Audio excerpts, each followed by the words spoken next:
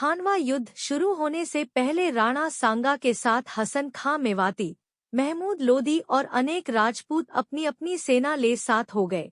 वह हौसले के साथ एक विशाल सेना के साथ बयाना और आगरा पर अधिकार करने के लिए बढ़े। बाबर से बयाना के शासक ने सहायता मांगी। बाबर ने ख्वाजा मेहदी को भेजा पर राणा सांगा ने उसे शिकस्त देकर बयाना पर अधिकार कर लिया। सीकरी के पास भी मुगल सेना को करारी हार मिली। लगातार मिल रही हार से मुगल सैनिक में डर चुका था।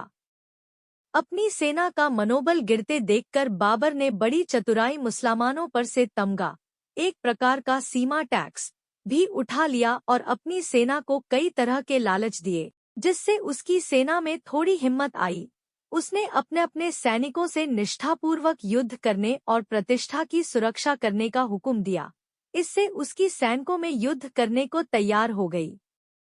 खानवा का युद्ध मार्च 1527 में राणा सांगा और मुगल बादशाह बाबर के बीच हुआ था।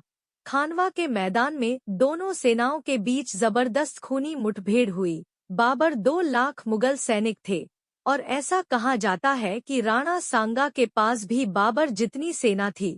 राणा सांगा की सेना के पास वीरता का भंडार था और वे बिल्कुल घमासानी से लड़े, पर बाबर के पास गोला बारूद का बड़ा जखीरा था। युद्ध में बाबर ने सांगा की सेना के लोदी सेनापति को लालच दिया तो वो सांगा को धोखा देकर सेना सहित बाबर से जा मिला। लड़ते हुए राणा सांगा की एक आंख में तीर भी लगा था, लेकिन उन्होंने इसकी परवाह नहीं की और युद्ध में डटे रहे। इस युद्ध में उन्हें कुल 80 घाव आए थे। उनकी लड़ाई में दिखी वीरता से बाबर के होश उड़ गए थे। ऐसा कहा जाता है सांगा का सर धड़ से अलग होते हुए भी उनका धड़ लड़ता रहा था। बाबर की सेना यह युद्ध जीत गई थी। वह भले ही यह युद्ध जीती हो, लेकिन सांगा की सेना ने उन्हें धूल चटाने में कोई कसर नहीं छोड़ी थी। लोदी के गद्दारी करने की वजह से राणा सांगा की सेना शाम होते होते लड़ाई हार गई थी। राणा सांगा को उनकी सेना युद्ध खत्म होने से पहले किसी सुरक्षित स्थान पर ले गई थी। इस युद्ध से बाबर को पूरे भारत में मुगल साम्राज्य स्थापित करने में मदद मिली थी और वह पहला मुगल सम्राट भी बना था। युद्ध में सांगा बेहोश हो गए थे, जहां उनकी सेना उन्हें किसी सुरक्षित जगह ले गई थी। वहां होश में आने के बाद उन्होंने बाबर को हराने और दिल्ली पर विजय प्राप्त करने तक चित्तौड़ नहीं लौटने की शपथ ली।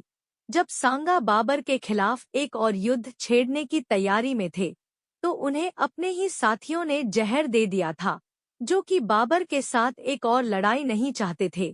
जनवरी 1528 में कालपी में उनकी मृत्यु हो गई। उनके देहांत के बाद अगला उत्तराधिकारी उनका पुत्र रतन सिंह द्वितीय हुआ था।